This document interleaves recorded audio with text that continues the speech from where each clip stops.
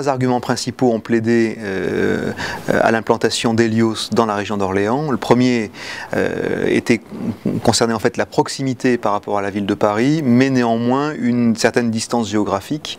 Nous voulions être un petit peu au vert. Les scientifiques ont besoin d'avoir un petit peu de distance par rapport à la vie trépidante parisienne, et ce point-là était un point très important. Deuxièmement, il est évident que lorsque nous voulons attirer des gens qui ont 30, 40 ans, qui ont déjà eu de l'expérience dans des postes un petit peu du même type, et que nous voulons les fidéliser au sein de notre société, il est intéressant de les avoir au vert et d'avoir une qualité de vie environnementale qui est de très grande qualité. Et troisièmement, la thématique de la Cosmetic Valley. La Cosmetic Valley, nous y sommes extrêmement bien implantés, nous avons nos réseaux de partenaires, de fournisseurs, nous avons tissé des liens avec tout un ensemble de sociétés, et nous souhaitons faire perdurer ces liens-là. Le fait de se déplacer dans un autre département aurait été plus problématique par rapport à ce point-là. Les ambitions de la Cosmetic Valley, dans les 10 années à venir, sont de devenir un pôle non plus régional, non plus seulement national, mais un pôle européen, voire international. Il est évident qu'aujourd'hui, le pôle de la compétitivité de la Cosmetic Valley a réalisé des choses assez extraordinaires, en fédérant tout un ensemble de PME, de PMI, de start-up, de spin-off, autour d'un pôle très dynamique, mais aujourd'hui qui voit ses limites. C'est-à-dire que nous ne pouvons pas, par exemple, imaginer concevoir des programmes de recherche avec des équipes qui seraient situées sur un autre secteur que celui de la Cosmetic Valley, ou dans un autre pays que la France, par exemple. Donc il est évident que devenir un pôle européen, devenir un pôle d'excellence européen, devenir un pôle d'excellence internationale va nous permettre d'avoir une plus grande visibilité. Et dans ce secteur, comme dans d'autres, le premier pôle qui va être créé va être le seul qui sera créé. On sait qu'il y a une compétition assez forte avec les Italiens, avec les Allemands. Le premier pôle de cosmétique international qui sera créé au niveau européen sera le seul qui sera conservé. Alors ce qui est très important, c'est qu'au sein de la Cosmetic Valley sont en train de se définir différents pôles d'excellence. Par exemple à Tours, le domaine de l'excellence autour de la sensorialité est un véritable domaine de recherche qui allie des recherches fondamentales à des recherches beaucoup plus appliquées, et ça devient vraiment un centre d'excellence très puissant.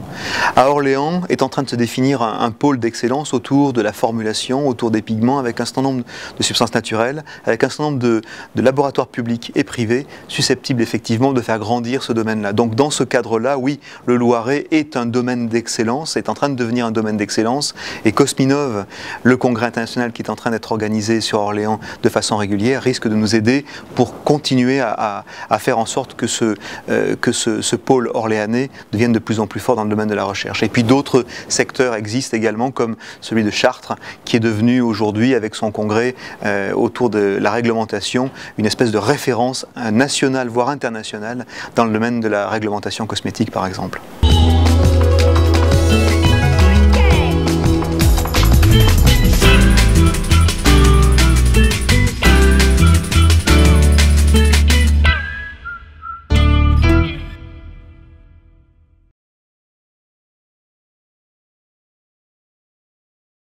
Ce qui me fait courir, c'est vraiment la recherche. Je suis un fan de recherche, je suis un amoureux de la recherche. Je pense que la recherche peut nous décomplexer pour les 20 années qui viennent, les 50 années qui viennent. Donc je suis un passionné de recherche.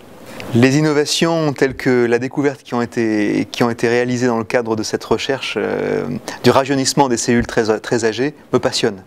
Ni elle ne me réjouit, ni elle ne me donne les frissons. Elle me passionne, je trouve que c'est un moyen formidable de comprendre un petit peu plus, un petit peu mieux, ce qui se passe au niveau biologie cellulaire, et tout est biologie cellulaire.